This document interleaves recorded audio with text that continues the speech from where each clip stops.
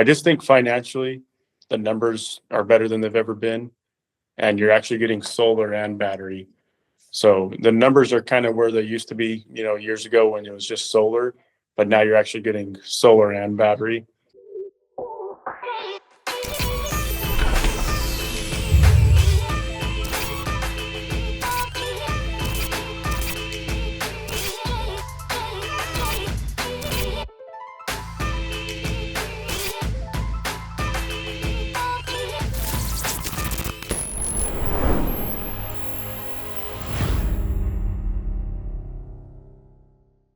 Hello, everyone. Good morning. Moises here today with the huddle, another episode of the Backup Minute. And this whole month, we're basically interviewing people from California.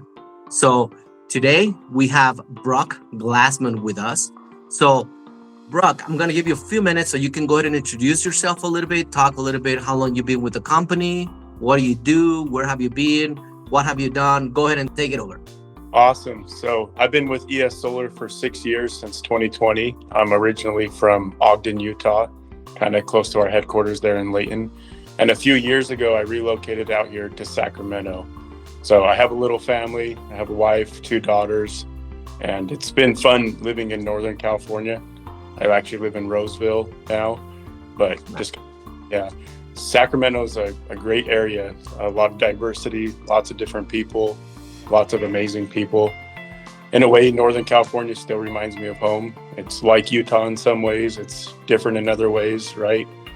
Right. So why the move? Why the change? I know you started here in Utah. I know you're pretty driven and you like to try new things. I know that you have helped a couple of times to open different locations. So why the move to California? Or tell us a little bit about, the locations you have moved, because you have moved a couple of times. Yeah. So I started with ES Solar. I started in around Salt Lake City, Utah, worked there. And then I opened St. George, Utah, down south. And that was fun. But ultimately what led me out to California is there's just a big need out here. There's a lot of issues with the grid. Utilities have a big need for batteries. Homeowners and customers, there's a big need for batteries there with time of use here in California. So I just saw an opportunity. I'm very thankful for the career ES has provided.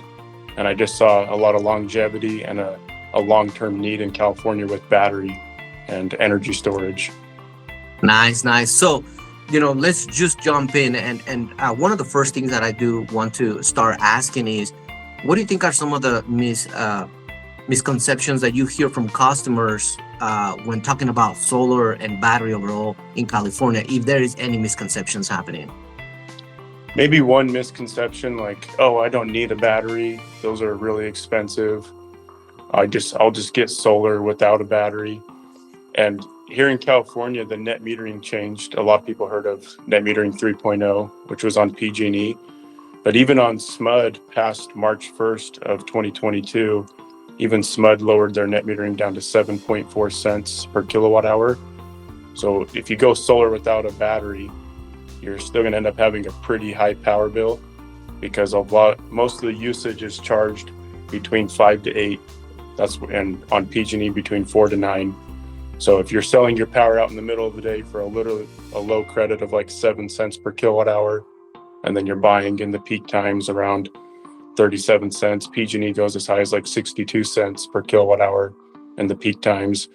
Then you're still going to get a pretty high power bill, because your credits on your net metering are not outweighing what you're getting when you're actually buying power between the peak times from the grid when your solar isn't working, right? Wow, that is a huge difference. I didn't know like the amount differences, but when you're using a lot of power and electricity, it does make sense to utilize and use the battery. And it's so crazy, because that was going to be kind of like my next question about, net metering 3.0 and what are some of the benefits. But I mean, that's insane. I remember, I think it was like a couple of years ago, I was talking to a customer in California, and this customer had solar panels. And even after having solar panels, her power bill was about $500 to $600. So, obviously now that we're talking to with the net metering, and the difference, obviously having a battery, if you already have a solar, is good, right? And you can see the benefits. So, I don't know if this is a great question to ask, or if it's gonna create something totally different, but return on investment, right? What does that look like? Is that even a thing if you go ahead and get a battery, if you already have solar, or if you're just thinking overall to get solar with a battery because you have a huge power bill? I mean, we talk about, hey, all we're trying to do is save you money, or trying to instead of you paying for power, you can go ahead and own your own virtual power plant. So let's talk about that. Is there a return of investment on buying a system or a battery overall? Yeah, and it's always going to be different just depending on the customer's usage profile, depending on what utility, like are they on SMUD, are they on a different utility here in California. It's going to depend on, variables in the future that we don't always know, like inflation. So usually though, it's always going to be better than the situation you're in, which the situation you're in is you don't really own your power. It's pretty safe to say there is going to be inflation on electricity with AI and all the data centers and all the electricity being used there. It's pretty safe to say it'll keep going up. So it goes back to the first question. So to answer this question, kind of, you said, what are the misconceptions? Another misconception is like, oh, batteries are just too expensive. If you're talking about like the ROI and the payback, sometimes because of all the incentives that are available, there's actually a lot of virtual power plants where you can earn cash residual rewards for allowing the utility to access the battery in a grid event when they have like a grid emergency, where the batteries can dispatch energy into the grid in certain areas that the utility needs it. Plus it's helping with the overall duck curve that we could talk about. So since there's a win utilities to have batteries in a virtual power plant, if you factor all the residual, you can get long-term and residual earnings. And then if you run some of your own calculations, okay, if I do nothing and stay with the power company and they say they go up 3 or 4% a year annually in inflation, and plus considering the net metering that we talked about, where if I don't have a battery, I'm going to be selling it and then buying at a high rate in the evening. Batteries are really nice because they power your home during those peak rates, especially like Tesla and Zona, like other brands. There's a lot of brands where they have time of use settings where the batteries are going to work and power your home between the hours when the utilities are charging the most. So batteries, if you're talking about a payback, obviously it's always different. We can't really guarantee paybacks because we don't know inflation and future things. But sometimes I'm seeing it where maybe if you pay cash, it could be anywhere from like a 5 to 10 year payback, maybe 12 years. So maybe not the best investment in the world, but it's always better because it's better than the situation of doing nothing, where you can fix and take control and ownership of your power. And if you're like, hey, I'm going to keep this home for the next 5 to 10 years, I know I'm not moving, then at least you have like a fixed cost on what your power could be, which would be a lot less long-term than doing nothing always in California, especially with some of like the go green and finance options available. You could put zero down and potentially have a competitive payment to have solar and battery, sometimes less, sometimes competitive. So if you have a fixed payment that you're owning something instead of an escalating payment where you never own it and 10, 12 years down the road, you really have nothing to show for it, or you could have gone solar and battery and maybe taken what you would have paid the utility and then own the system and kind of paid that off. It's the only way to really kind of get out of debt for your power is actually solar and battery. But long well, yeah. And at the end of the day, and you're right, at the end of the day is the situation customer may be right now, it's paying that utility bill, right? And you can either continue to do that, which is totally fine. However, you have the option to own that virtual power plan, right? Be able to create your own power, own it. And like you're saying, be able to sell it. But more than that, with the battery, you can store it and utilize it on peak hours. So you're not paying, high cost when those peak hours come in. So that's where the value for the battery comes in. It sounds as you're mentioning this. So, and I know that not every customer qualifies or could benefit from having a solar or virtual power plant, solar and a battery. Obviously this whole episode, it's all about battery. So tell me a little bit more, as a customer, let's say I'm looking at this, or as an individual looking at this video, what do you think are some of the factors that will determine if I am a really good candidate to go ahead and get solar, or if I already have a solar, go ahead and get a battery alone? What makes me a great candidate to go ahead and say, okay, I'm ready to move forward. Let's go ahead and get a battery or a full system?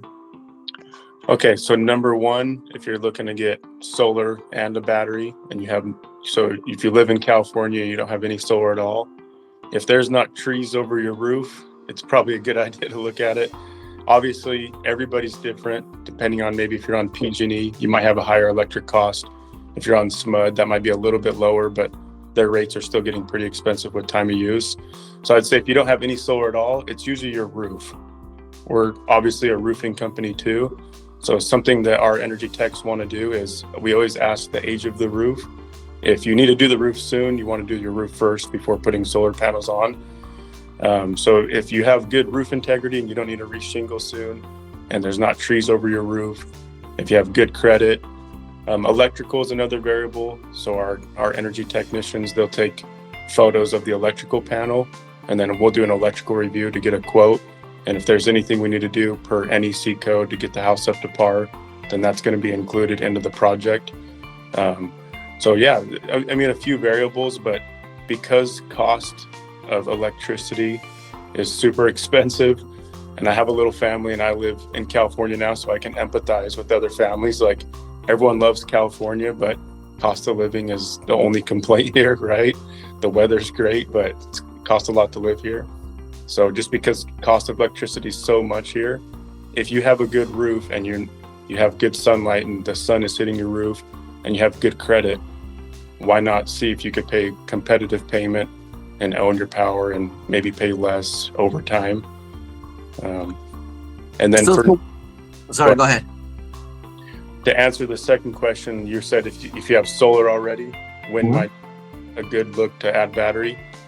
I would say if you're on PG&E and you're on NEM 3, because there's a lot of newer homes being built on PG&E area where they're on NEM 3. The builder put in like 10 to 14 panels, but those panels are getting like a 4 cents credit. And then we all know what PG&E charges, up to like 60 cents in their peak times.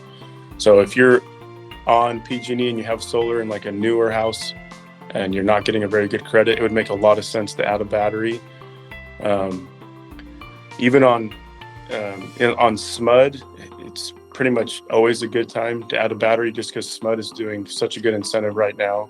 They're doing their My Energy Optimizer program. If you're on their older net metering, which on SMUD, if you got solar before March 1st, 2022, then you're on their 1-to-1 net metering. When you sell a unit of power out to SMUD's grid, they're giving you a full 1-to-1 ratio on a credit on your bill. But that's going to change in 2030, where it's going to drop to their SSR, their solar storage rate, where in 3.5, 4 more years, in 2030, they're going to lower it to 7.4 cents per kilowatt hour. So it's a good idea to get batteries on SMUD to prepare for the net metering changes that are going to be coming. Or if you have solar on SMUD and you got it after 2022, then it's a good idea to get it, because you're not getting a very good credit when your solar sells out. And then just anybody that does care about self-reliance or backup power, that is important in a lot of areas, in a lot of states. There is rolling outages in certain areas. And what's funny about that is that's kind of really case by case per customer and also per area. Some areas have more outages than others. But the number one benefit of battery in California is a financial benefit. The second benefit is storage, or self-reliance, sorry. Yeah, no, that Just popped up here, sorry. Yeah, the second benefit is like backup power, self-reliance, or if the power goes out, you'd have backup power. Okay, well, I mean, you guys heard it from Brock a little bit. Think about, what's important to you. Every house is different. I mean, one of the biggest things that you talk about, no trees. If your roof is good condition, as well, if you need a new roof, this is something that we could do. And you mentioned, I believe, if they do need a new roof, we can actually help them put it on the cost of their solar system, right, as well. And if you have a high power bill, I mean, it sounds, most of the time what we're trying to do is just, replace the cost. And the only difference is going to be that you're going to pay the utility company, or you're going to own it and it's going to be you, right? Either way, at the end of the day, you're going to end up paying. That is so crazy, because thinking about 2030, you said 4 years. And I'm like, my head went, oh my gosh, it is 4 years. It is 4 years away, and time is changing so quick and so fast. I mean, I remember when I started with ES Solar as well, I didn't know what the future holds for solar, but so many changes have happened. Net metering has changed so much. Time of use has become a thing in Utah. I remember talking about it back when I started. It's like, oh yeah, time of use in California, not fully understand it. Now it's a thing here in Utah. And obviously right now we have one cause of time of use, but eventually it sounds like it's going to change. I mean, you're talking about different time of uses based on which location or which utility you use. Those are going to be different costs. So, it's just crazy, when we think ahead and we don't do anything, like you're saying, the cost of doing nothing. You can wait for the last minute, and then you have to do it right then and then. But one big thing that I do want to talk about is, you said credit, right? Credit is very important and is valuable. So I don't know if this is something I think is good to discuss, to talk about that. What is that minimum credit score that usually most companies that finance a solar system or a battery are looking for? It's usually around 650. Okay, so if you're 650 and above, the chances are you are most likely qualified for it.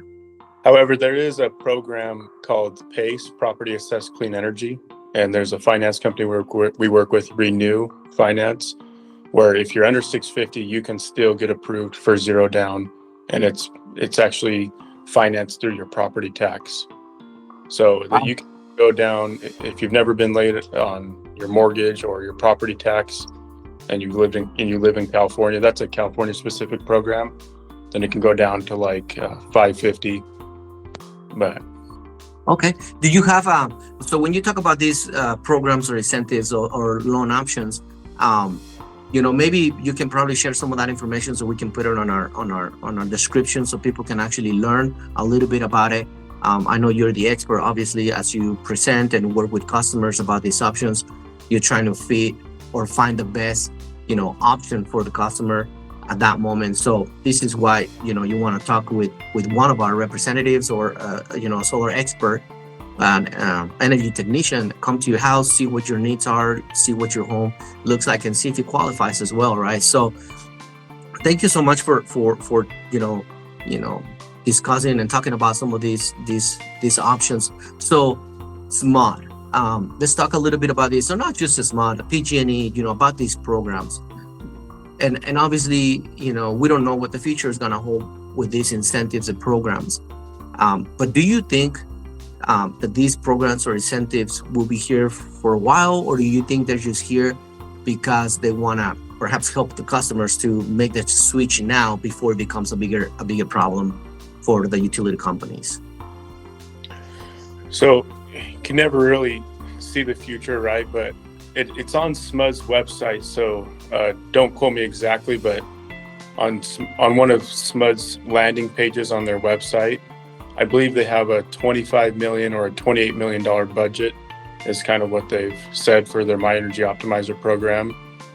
And that's a lot of money, but their incentives go up to $10,000 max per household. So some households are getting a $10,000 incentive check from SMUD, and then some households are getting a $220 quarterly check.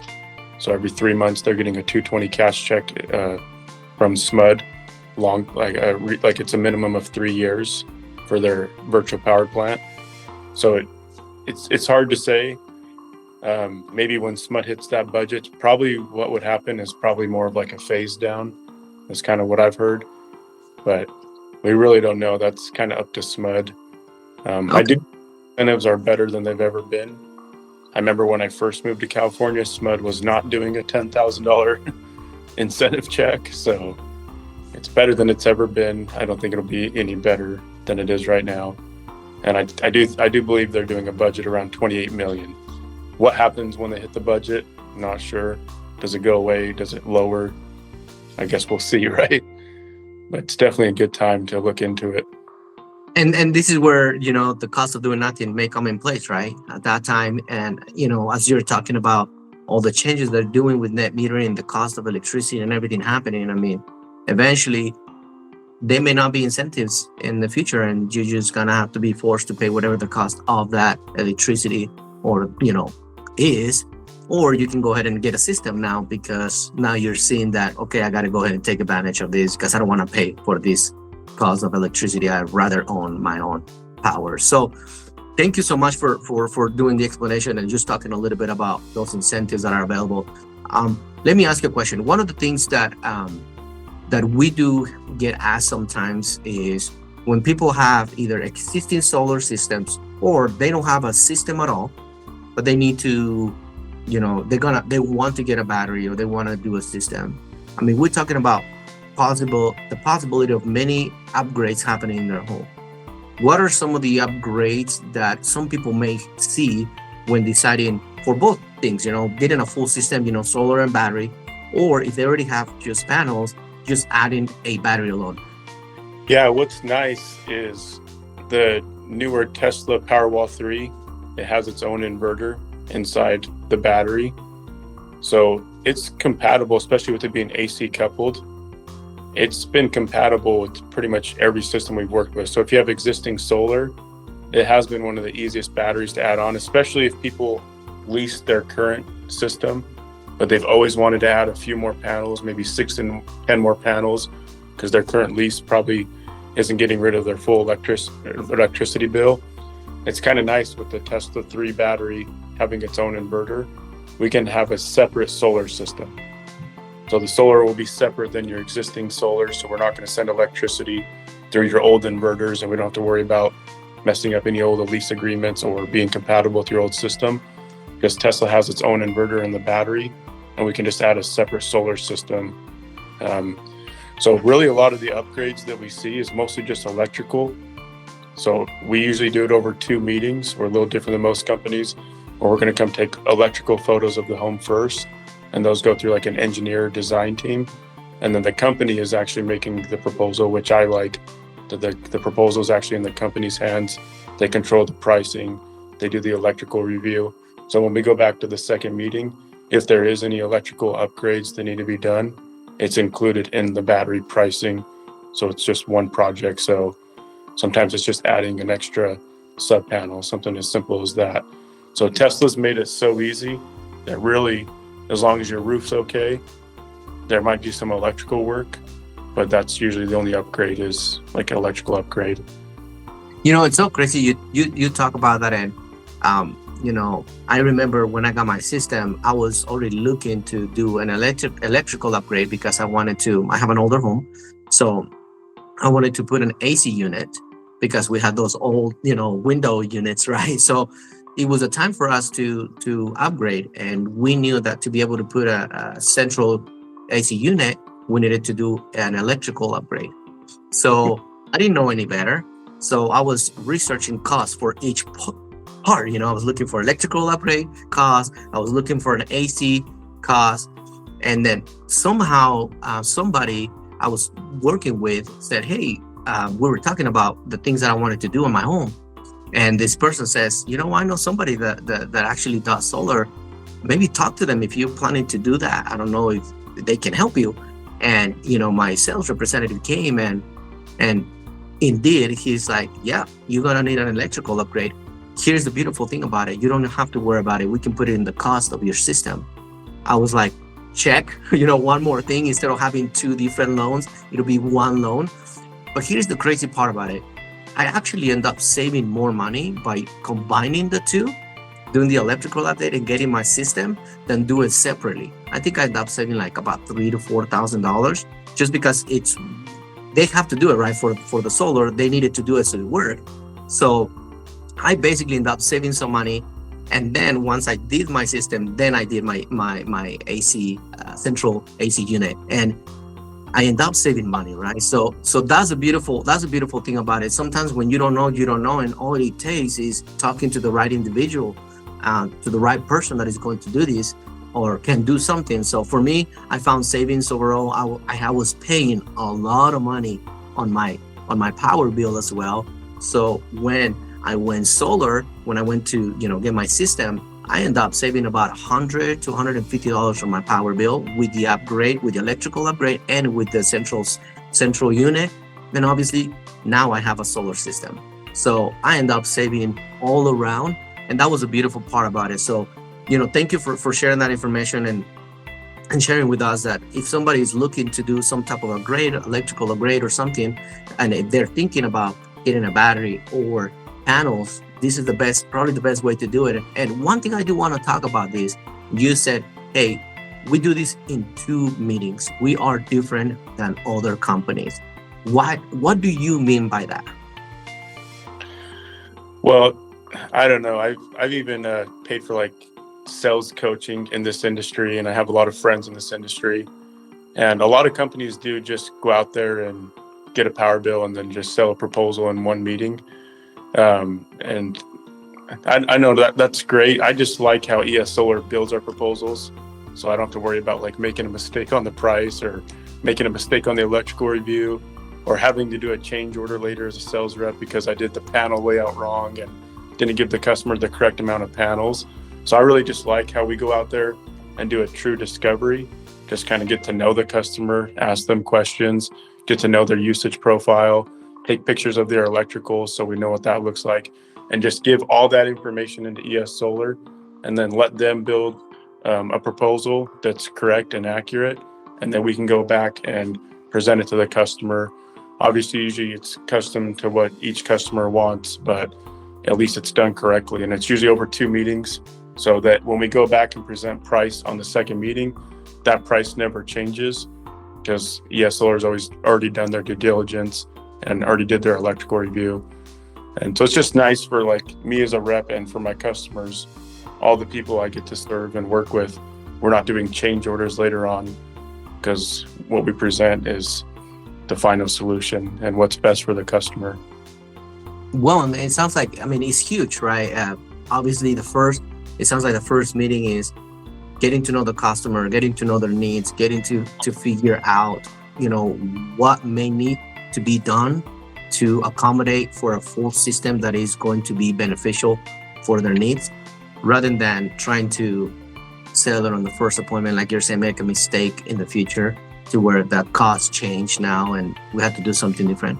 And that's one of the things that, attract me about the company is that we did everything in-house as well. So that's just another powerful thing for customers, handle from the sale all the way to installation, and making sure the system it's working properly. ES Solar does that. So, just to finalize, I think we talk a lot of different topics, incentives, why now is the time to, get a, battery or a full system. But if someone is on the fence right now and they're really like, I don't know, if it's the time, what could be the biggest factor that could help that individual to make the decision of, yes, I'm moving forward? What is one big factor that you can think of? I think the most positive change for the industry was what changed last year with the solar tax credit and the big beautiful bill. How instead of the homeowner having to worry about it and take it on their own taxes, which was just in the past, the homeowner used to get a 30% tax credit. The issue was everyone had different tax situations, right? Not everybody had a big tax liability. And plus, you usually had to wait 1 to 2 years to actually see that tax credit come to fruition. This year, all the financing for solar is 30% lower than it's ever been immediately, because instead of a 30% non-refundable tax credit you used to get, now you just get a 30% discount off the system immediately. So it doesn't matter your tax liability. You don't have to wait for your tax return and hope that you get it and then hope that you can apply it back in time. Your loan and your monthly amount is just starting 30% lower than ever. So it's just 30% less cost than it's ever been compared to a year ago. Depending on what utility you're on, there's different incentives. There's virtual power plants where you can earn rewards and cash rewards and residuals from your battery, from the utility. I just think financially, the numbers are better than they've ever been, and you're actually getting solar and battery. So the numbers are kind of where they used to be, years ago when it was just solar, but now you're actually getting solar and battery. So you're getting a lot more out of it. But I would say that's been the biggest change. It's just how the tax credit is now. Instead of a tax credit, it's just a 30%, 25 to 30%. There's energy communities. There's different areas. It kind of depends on which ones you qualify. There's different providers. So usually you can get anywhere from like 22 to 30% of an immediate discount instead of getting a tax credit like you used to. You know what, Brock? You're talking about, and I hear this, and probably people watching, either watch our podcast or a previous podcast, they'll probably notice something that we talk about. Now is the best time. Now is the best time. Now is the best time. And since I started with the company, we have always said that now is the best time. And I want to put that in a little bit into perspective, right? In Utah, just a couple of years ago, there was no time of use. There was not an increased rate as it is today, right? In California, similar things, right? You were talking about SMUD. The program wasn't there 2 years or a year ago or 2 years ago as well. But the cost of getting a solar and a battery, they're still there, right? And despite of these programs or these options or these costs increasing, going up, it's always going to me, it's like always going to be similar, but it's always the best time now, because at the end of the day, you're going to end up paying more regardless. And you said that earlier, this is the cost of doing nothing is. And if you are just waiting as a customer, as an individual, you are waiting for something to get better. Cost of living keeps increasing. The cost of electricity keeps going up. Interest rates keep going up. I mean, I'm sorry, I'm going to brag a little bit about my situation, but when I first got my solar system, my interest rate is 0.99. I don't know, but have you seen a 0.99 interest rate now, Brock? No. You see, so me saying, oh yeah, I'm going to wait for things to happen. Imagine what would have happened to me if I would have waited to today. I would have paid a higher interest rate because there's no 0.99 interest rate. I will have to adapt because now my cost of electricity has gone up more, because again, in Utah, we just had one increase. I think it was 13% last year. And I think it increased some more today with net metering. In California, as you're saying, it has increased. There is 3-4 different time of uses where the cost is all over the place. I mean, I think I saw a bill. I know I saw a bill from a California customer, and I think they have 4 different costs in their bill. Why does it have to be so hard to understand a power bill, right? But that's it. I wanted to talk a little bit about that, and please join me in that, because I would like to hear your point of view. I mean, I'm hearing it from a customer, in my point of view, but I would like to hear it from your point of view of why is now the time comparing to a few years back or 2 years back. I would just say if you don't plan on selling your house within a year, or you don't plan on moving, like you're going to be there for a little while, now is always better, because even if you talked about like financing. So even if you could finance it and do 0 down, there's a really good program in California called Go Green, where it's a state subsidy where tax dollars are buying down the interest rates. Still not the rate you got right, but pretty good for rates today, where you can do it at 0 down. So you might as well start today, because then every monthly payment is going towards paying and owning your system, plus you're fixing your costs today, instead of waiting a couple of years and then going solar, because those 2 years you could have been paying a monthly payment that was 2 years of your system paying off. Kind of the same reason we own a house, right?